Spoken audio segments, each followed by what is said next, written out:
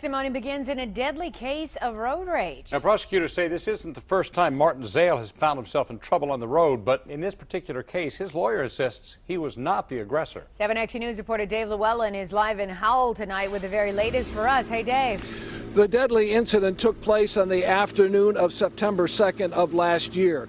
Derek Fleming was shot in the head and killed after he went to confront Martin Zale after being cut off by Zale while driving on Grand River Avenue in Howell. Prosecutors tried to establish today that Zale had a history of driving recklessly and at least one previous violent confrontation. Initial testimony centered around a road rage incident involving Martin Zale that occurred in November of 2008 in Livonia. Zale and Stephen Martin had an altercation in the McDonald's parking lot on Farmington Road. Martin drew a map of the intersection at 7 Mile and Farmington. The men were driving in opposite directions before turning onto Farmington and into the restaurant parking lot. Martin was heading toward the restaurant when he said Zale called out to him saying this. He said, "What's your problem, bro?" And I said, "My problem, you have to learn how to drive." Okay.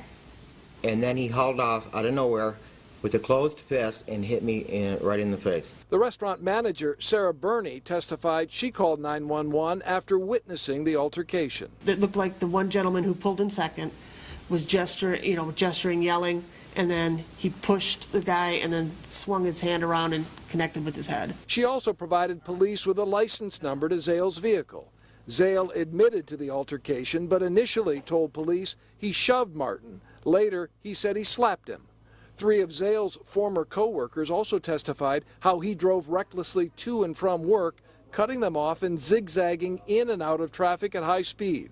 On one occasion, Bonnie Coppage testified she had to swerve partially off the road to avoid being hit by Zale's truck as he cut back in front after passing her vehicle.